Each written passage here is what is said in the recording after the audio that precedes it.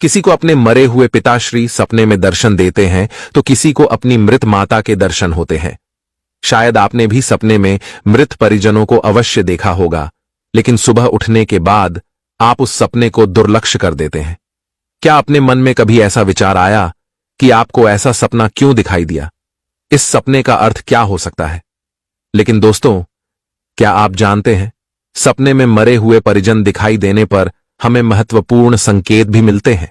सपने में मृत परिजन दिखाई देना कोई आम बात नहीं है। इसके पीछे गहरा रहस्य छिपा हुआ है, जिनका वर्णन हमारे पुराणों में किया गया है। आज हम आपको उन्हीं महत्वपूर्ण संकेतों के विषय में बताने जा रहे हैं, इसीलिए आप इस वीडियो को पूरा जरूर देखिए, क्योंकि आधा अधूरा ज्ञान घातक हो सकता है। आज की इस प्रस्तुति में हम आपको पितृपक्ष में सबसे अधिक सुनी जाने वाली एक ऐसी महान कथा सुनाने जा रहे हैं। इस कथा के माध्यम से आपको समझ में आ जाएगा कि सपने में मरे हुए लोग देखने का क्या अर्थ होता है। अगर सपने में मरे हुए लोग दिखाई देते हैं तो हमें बहुत ही महत्वपूर्ण संकेत मिलते हैं। दोस्तों, कथा को शुरू करने से पहले आप सभी से रिक्वेस्ट है कि आप इस वीडियो को लाइक जरूर करें और कमेंट में जय श्री कृष्ण अवश्य लिखें। तो चलिए आपको सुनाते हैं वह प्राचीन महान कथा। इस कथा को सुनने मात्र से ही पितरों की कृपा प्राप्त होती है। आइए सुनते हैं वह कथा। दोस्तों, एक बार देवर्षि नारद यमराज से मिलने के लिए यमलोक जाते हैं। यमराज देवर्षि नारद का बड़े प्रेम से आदर एवं सत्कार करते हैं और उन्हें प्रणाम करते हुए पूछने लगते हैं, हे देवर्षि, यमपुरी में आपका स्वागत है। आपके दर्शन से आज मैं धन्य हुआ और आपके चरण पड़ने से यमपुरी की शोभा बढ़ गई है। इस प्रकार से यमराज के द्वारा स्वागत किए जाने पर देवर्षि नारद प्रसन्न होते हैं और यमराज को भी प्रणाम करते हैं और कहते हैं, हे मृत्यु के देवता यमराज, आपको भी मेरा प्रणाम है। आपके आदर सत्कार से हम अत्यंत प्रसन्न हुए। फिर यमराज नारद जी से कहते हैं, हे देवर्षि, आज आपका यमलोक में आने का क्या प्रयोजन है? अवश्य ही कोई महत्वपूर्ण कार्य अथवा कोई महत्वपूर्ण समाचार लेकर आप आए होंगे, या फिर हमसे कोई भूल तो नहीं हुई है? कृपया बताइए, मैं आपकी क्या सेवा कर सकता हूं? तब देवर्षि नारद कहते हैं, हे धर्मराज, आप तो मृत्यु के तथा न्याय के देवता हैं। आप तीनों लोकों के सभी जीवित और मृत प्राणियों का लेखा जोखा रखते हैं। आपको समस्त चराचरों के भूत और भविष्य का भी ज्ञान है। इसीलिए मैं आपके पास कुछ शंका लेकर आया हूं, जिसे दूर करने की कृपा करे। फिर यमराज कहते हैं, हे देवर्षि, आप सत्य कहते हो। हम तीनों लोकों में निवास करने वाले सभी जीवित और मृत प्राणियों का लेखा जोखा अवश्य रखते हैं, किंतु आपके मन की बात जानना हमारे बस का नहीं है। आप तो तीनों लोकों की खबर रखते हैं। आप भगवान विष्णु के सबसे प्रिय भक्त हैं। आप समस्त शास्त्रों का भी ज्ञान रखते हैं, किंतु अगर आप मुझसे कुछ जानना चाहते हैं तो मैं अवश्य ही आपकी सहायता करूंगा। हे देवर्षि, आपकी जो भी शंका और प्रश्न है आप निसंकोच पूछ सकते हैं। मैं अपने सामर्थ्य के अनुसार उनका जवाब देने का प्रयास अवश्य ही करूंगा। देवर्षि नारद कहते हैं, हे यमराज, मैं पृथ्वी लोक का भ्रमण करके आया हूं। मैंने पिशाच, प्रेत, कूष्मांड, वेताल, चुड़ैल, पिशाचिनी आदि प्रकार की कई विचित्र चीजें देखी हैं जो जंगल में निवास करती है।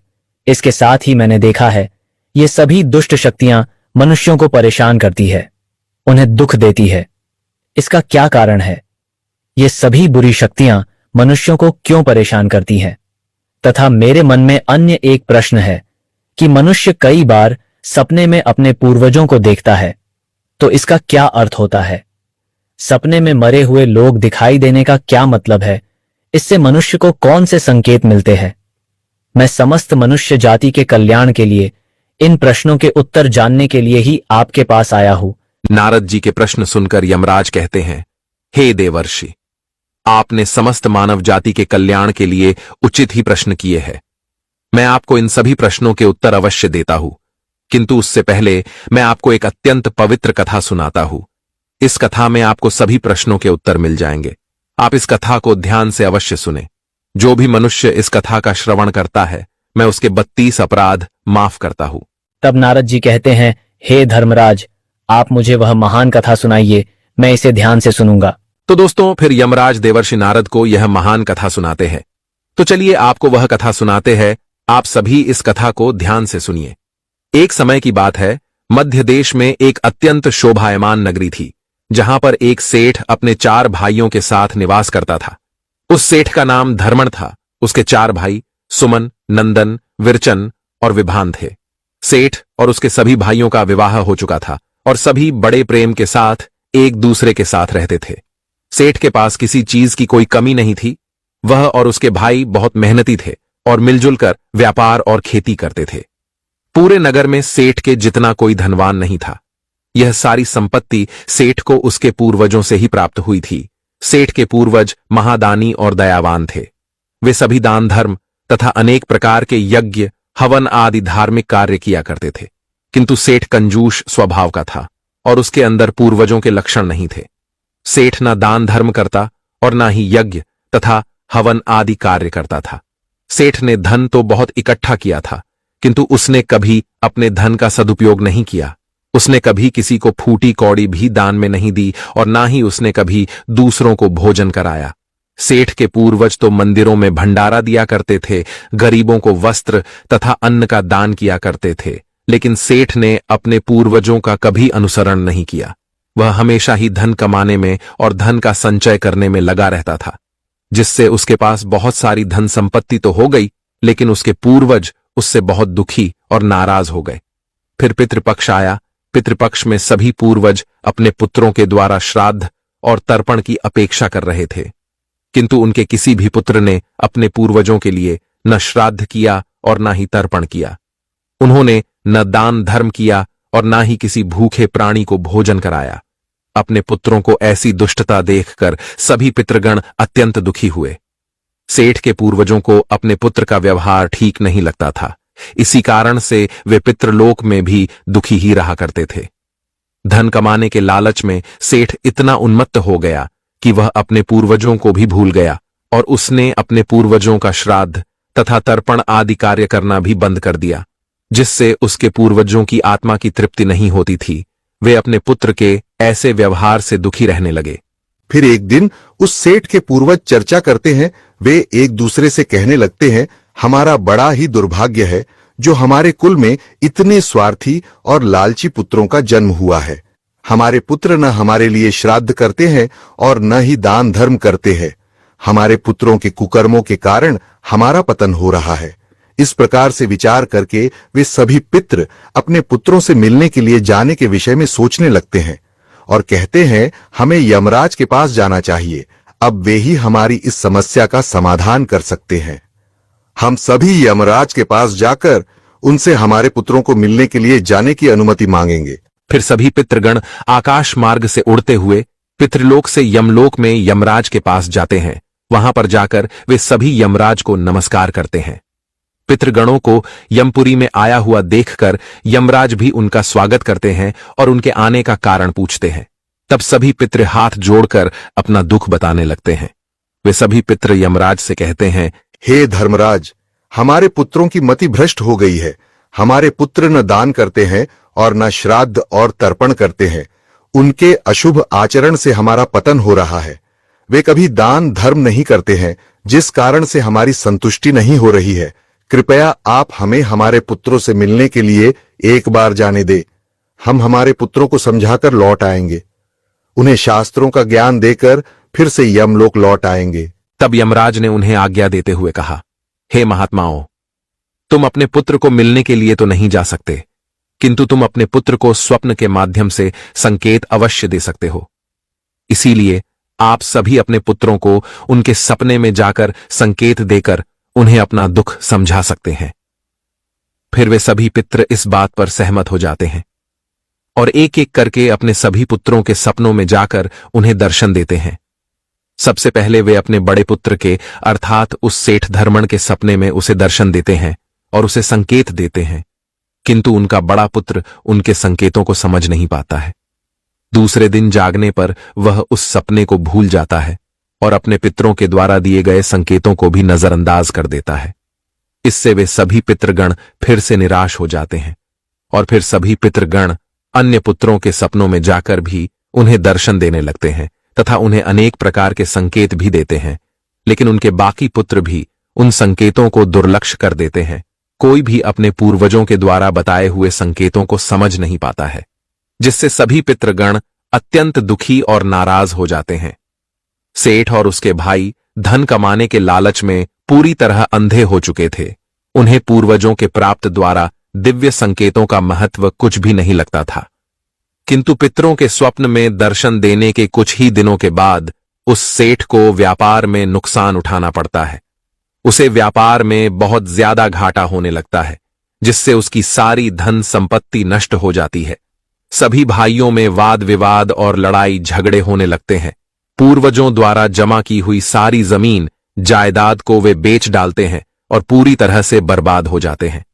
सभी भाई एक दूसरे से अलग हो जाते हैं और अपना अपना पेट पालने में लग जाते हैं। उधर स्वर्गलोक में पितरों को अपने पुत्रों की ऐसी दुर्गति देखकर बहुत पीड़ा होने लगती है। सभी पितृगण अत्यंत दुखी और उदास हो जाते हैं। फिर से वे सभी यमराज के पास जाते हैं और कहने लगते हैं, हे धर्मराज, हमसे हमारे पुत्रों की ऐसी दुर्गति नहीं देखी जाती है। हमारे द्वारा किए गए सभी पुण्य कर्मों को हमारे पुत्रों ने नष्ट कर डाला है। कृपया आप कुछ ऐसा उपाय करें जिससे हमारे पुत्रों को उनकी भूल का पता चल जाए। फिर यमराज उन पितरों से कहते हैं, हे महात्माओं, तुम्हारी इस व्यथा को मैं समझता हूं। मैं तुम्हारी अवश्य ही सहायता करूंगा। मैं स्वयं तुम्हारे पुत्रों के पास जाकर उन्हें उनकी भूल के बारे में बताता हूं। फिर दोस्तों, यमराज अपने भैंसे पर सवार होकर पृथ्वी लोक पर आते हैं और उस सेठ के घर की तरफ जाने लगते हैं।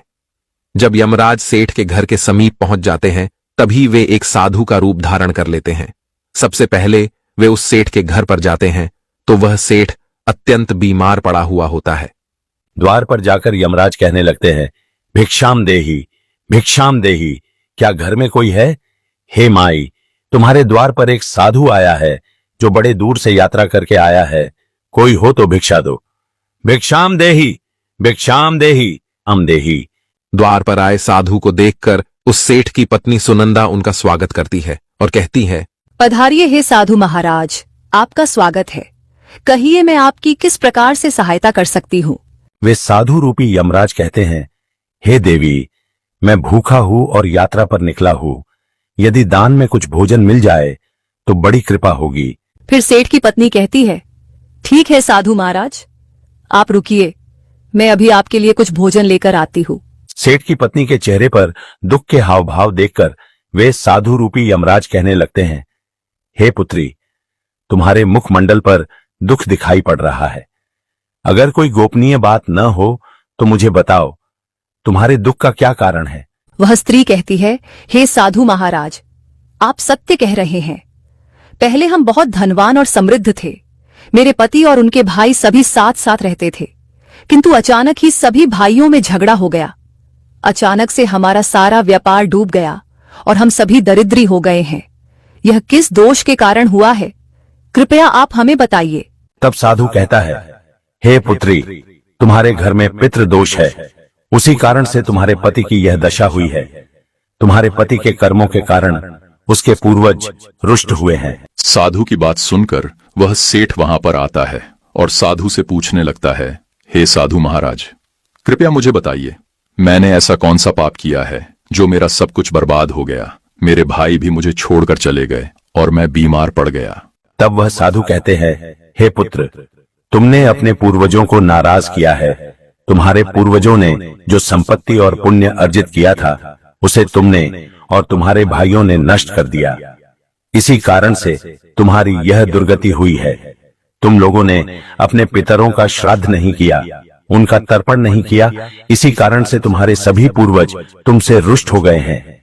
तुम्हारे पूर्वजों ने सपने में आकर तुम्हें कई महत्वपूर्ण संकेत दिए थे, किंतु तुमने उन संकेतों को दुर्लक्ष्य कर दिया और अपने पूर्वजों को अपमानित किया है। यही कारण है कि तुम्हारा सारा वैभव नष्ट हो चुका है। इस प्रकार से उस साधु के द्वारा बताने पर उस सेठ को सब कुछ पता चल जाता है। उसे याद आता है कि उसके सपने में उसके पूर्वजों ने उसे दर्शन दिए थे। वह सेठ उस साधु से कहता है, हे साधु महात्मा, आप सत्य कह रहे हैं। हमारे पूर्वजों ने हमें सपने में दर्शन अवश्य दिए थे, किंतु हम उनके द्वारा दिए गए संकेतों को समझ नहीं पाए। कृपया आप मुझे सपने में पूर्वजों को देखने पर क्या संकेत मिलते हैं, इस बारे में बताइए। फिर वह साधु कहते हैं, हे पुत्र, अब तुम ध्यान से सुनो। मैं तुम्हें सपने में पूर्वज दिखाई देने पर मिलने वाले संकेतों के बारे में बताता हूं। साधु रूपी यमराज कहते हैं, हे पुत्र, यदि पितरों का उद्धार नहीं होता है तो वे प्रेत योनि में ही मृत्यु लोक पर भटक रहे होते हैं। वे भूख प्यास से व्याकुल होकर अपने परिवारजनों के घर में प्रवेश करते हैं। सुनो वत्स, अब मैं तुम्हें उन सभी संकेतों के बारे में बताता हूं जो तुम्हें ध्यान में रखना चाहिए। यमराज ने साधु के वेश में सेठ को बताया, यदि तुम अपने सपने में अपने पूर्वजों को भूख और प्यास से व्याकुल देखते हो तो यह संकेत अत्यंत महत्वपूर्ण है। इसका तात्पर्य यह है कि तुम्हारे पितृ अभी भी प्रेत योनि में भटक रहे हैं। इसका कारण यह है कि उनके लिए उचित रूप से श्राद्ध कर्म और तर्पण नहीं किया गया है। वे अब भी अपने परिवार से आहार और जल की प्रतीक्षा कर रहे हैं। यह स्थिति तब उत्पन्न होती है जब पूर्वजों का तर्पण समय पर नहीं किया जाता या जब श्राद्ध की प्रक्रिया को पूरी श्रद्धा से नहीं निभाया जाता। तुम्हारे पूर्वज स्वप्न के माध्यम से अपनी पीड़ा व्यक्त कर रहे हैं ताकि तुम उनकी स्थिति को समझो और उनके लिए आवश्यक धार्मिक अनुष्ठान कर सको। इस समस्या का समाधान यही है कि अपने पितरों के लिए विधि पूर्वक श्राद्ध कर्म और तर्पण किया जाए। सेठ को और स्पष्ट करते हुए यमराज बोले, अगर तुम्हें अपने सपने में मृत पूर्वज जंजीरों में बंधे हुए दिखाई देते हैं तो यह अत्यंत चिंता का विषय है। यह संकेत इस बात का प्रतीक है कि तुम्हारे पितृ किसी बंधन में हैं और उन्हें मुक्ति नहीं मिल पाई है। यह स्थिति तब उत्पन्न होती है जब उनके श्राद्ध या तर्पण समय पर नहीं किए जाते या उनके लिए आवश्यक धार्मिक कृत्य अधूरे रहते हैं। यह दर्शाता है कि पितरों की मुक्ति में बाधाएं उत्पन्न हो रही हैं। इस समस्या का समाधान भी यही है कि तुम दान, श्राद्ध और तर्पण का आयोजन करो ताकि पितरों की आत्मा को शांति मिल सके और वे अपने बंधनों से मुक्त हो सकें। यमराज ने गंभीरता से कहा, अगर तुम्हारे पूर्वज सपने में मैले और फटे पुराने वस्त्र पहने हुए दिखाई दें तो यह अत्यंत अशुभ संकेत है। यह इस बात का प्रतीक है कि तुम्हारे पितृ अत्यधिक दुखी और पीड़ित हैं। वे प्रेत योनि में भटक रहे हैं और उनकी आत्मा को शांति प्राप्त नहीं हो पा रही है। यह तब होता है जब उनके लिए श्राद्ध कर्म, तर्पण और पिंडदान नहीं किया जाता। इसलिए जब भी इस प्रकार का सपना आए, अपने पूर्वजों की आत्मा की शांति के लिए तुरंत पिंडदान और तर्पण करना अनिवार्य होता है। सेठ से बात करते हुए यमराज ने समझाया, अगर तुम्हारे पूर्वज सपने में तुमसे कुछ मांगते हुए दिखाई दें तो यह इस बात का संकेत है कि उनकी कोई अधूरी इच्छा बाकी रह गई है। उनके जीवन काल की कोई अभिलाषा अधूरी रह गई थी जो उन्हें मुक्ति प्राप्त करने में बाधा डाल रही है। ऐसे सपनों में यह देखना महत्वपूर्ण है कि वे किस प्रकार की वस्तु की मांग कर रहे हैं। तुम्हें उस वस्तु या उसकी समरूप चीज का दान करना चाहिए ताकि उनके अधूरे कार्य पूर्ण हो सकें और उनकी आत्मा को शांति प्राप्त हो सके। जब उनकी इच्छाएं पूरी हो जाती हैं तो वे प्रेत योनि से मुक्ति पा लेते हैं। यमराज ने सेठ की ओर देखते हुए कहा, यदि सपने में तुम्हारे पूर्वज तुम्हारे सिर पर हाथ फेरते हुए दिखाई दें तो यह अत्यंत शुभ संकेत होता है। इसका अर्थ यह है कि तुम्हारे पूर्वज तुमसे अत्यधिक प्रसन्न हैं और तुम्हें अपना आशीर्वाद दे रहे हैं। ऐसे सपने इस बात का प्रतीक होते हैं कि तुम्हारे जीवन में कुछ अच्छा होने वाला है और तुम्हारे पूर्वज सदैव तुम्हारे साथ रहकर तुम्हारी रक्षा कर रहे हैं। यह संकेत तुम्हारे पितरों की प्रसन्नता का प्रतीक है जो उनके आशीर्वाद के रूप में प्रकट हो रहा है। यमराज ने समझाया, अगर तुम्हारे पूर्वज सपने में तुम्हारी ओर हाथ बढ़ाते हुए दिखाई दें तो यह अत्यंत शुभ संकेत है। इसका अर्थ यह है कि तुम्हारे पितृ तुम्हारे प्रयासों से संतुष्ट हैं और तुम्हें जीवन में सफलता मिलेगी। ऐसे सपने दिखना यह दर्शाता है कि तुम्हारे पितृ तुम्हारे साथ हैं और वे तुम्हारी उन्नति और सफलता के लिए आशीर्वाद दे रहे हैं। इस प्रकार के सपने आने पर तुम्हें यह सुनिश्चित करना चाहिए कि तुम सही मार्ग पर चल रहे हो। यमराज ने चिंतित स्वर में कहा, यदि सपने में तुम्हारे पूर्वज अचानक अदृश्य हो जाते हैं तो यह एक अशुभ संकेत होता है। इसका अर्थ है कि तुम्हारे जीवन में कोई संकट आने वाला है और तुम्हें सावधान हो जाना चाहिए। यह सपने इस बात का सूचक है कि निकट भविष्य में कोई बड़ी कठिनाई तुम्हारे सामने आ सकती है। ऐसे सपनों से यह सीख मिलती है कि हमें मानसिक और आध्यात्मिक रूप से किसी भी आने वाले कष्ट के लिए तैयार रहना चाहिए। सेठ को और अधिक गंभीर होते हुए यमराज बोले, अगर सपने में तुम्हारे पूर्वज क्रोधित अवस्था में दिखाई दें, तो यह इस बात का संकेत है कि वे तुमसे नाराज हैं। इसका अर्थ यह है कि तुम कोई ऐसा कार्य कर रहे हो जो उन्हें पसंद नहीं है और वे चाहते हैं कि तुम उस कार्य को बंद कर दो। यह एक चेतावनी है कि तुम्हारे कर्मों में कोई कमी है और तुम्हें अपने मार्ग पर विचार करना चाहिए। इस प्रकार का सपना आने पर तुम्हें अपने कार्यों की समीक्षा करनी चाहिए और सही मार्ग पर चलने का प्रयास करना चाहिए। यमराज ने दुख भरे स्वर में कहा, अगर तुम अपने सपने में अपने पूर्वजों को रोते हुए देखो तो यह अत्यंत अशुभ संकेत है। यह इस बात का प्रतीक है कि तुम्हारे जीवन में कोई बड़ा संकट आने वाला है और तुम्हारे पूर्वज उस संकट से बहुत दुखी हैं। ये सपने इस बात की चेतावनी देते हैं कि तुम्हें सतर्क हो जाना चाहिए और ईश्वर की भक्ति में मन लगाना चाहिए ताकि उस संकट से तुम्हारी रक्षा हो सके। यमराज मुस्कुराते हुए बोले, यदि सपने में तुम्हारे पूर्वज स्वस्थ, प्रसन्न और तेजस्वी दिखाई दें, तो यह अत्यंत शुभ संकेत है। इसका अर्थ है कि तुम्हारे पितरों को मुक्ति मिल चुकी है और वे तुमसे प्रसन्न हैं। ऐसे सपने इस बात का संकेत होते हैं कि तुम्हारे पितृ तुम्हें आशीर्वाद दे रहे हैं और तुम्हारे जीवन में सुख, शांति और समृद्धि आने वाली है। यह संकेत यह दर्शाता है कि तुम सही मार्ग पर हो और तुम्हारे पूर्वज तुम्हारी प्रगति से संतुष्ट हैं।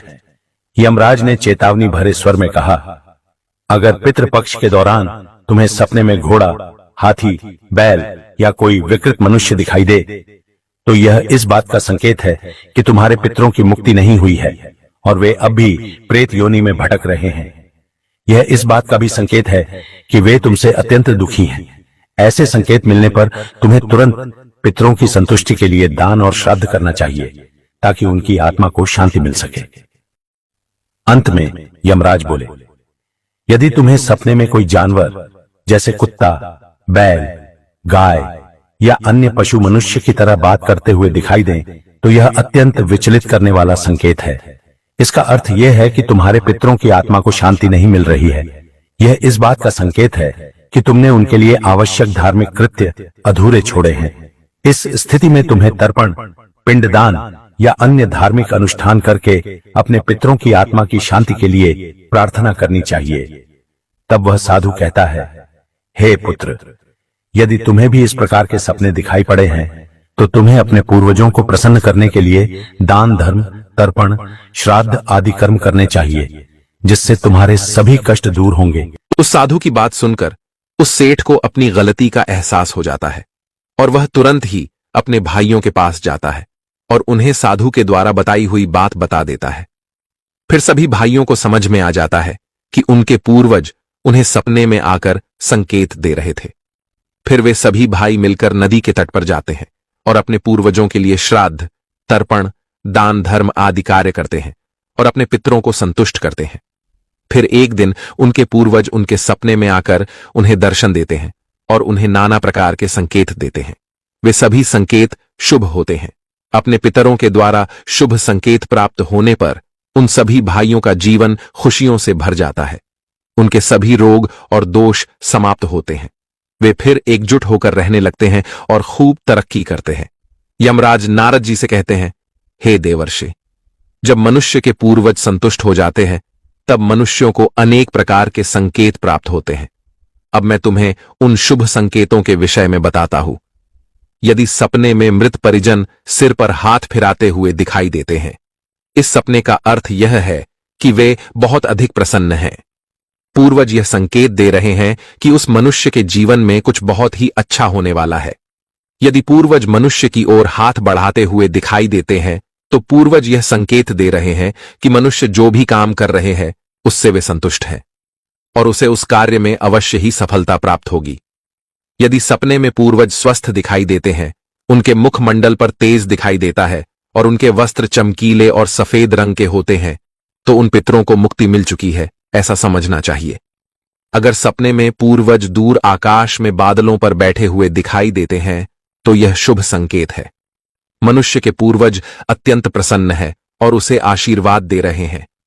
इस प्रकार से उन सभी भाइयों को पूर्वजों के द्वारा शुभ संकेत प्राप्त होते हैं और उनका खोया हुआ सारा धन और संपत्ति उन्हें वापस मिल जाते हैं और सभी भाई मिलजुल कर एक साथ रहने लगते हैं और सुखपूर्वक 100 वर्षों तक जीवन व्यतीत करके दिव्य विमानों में बैठकर पितृलोक चले जाते हैं।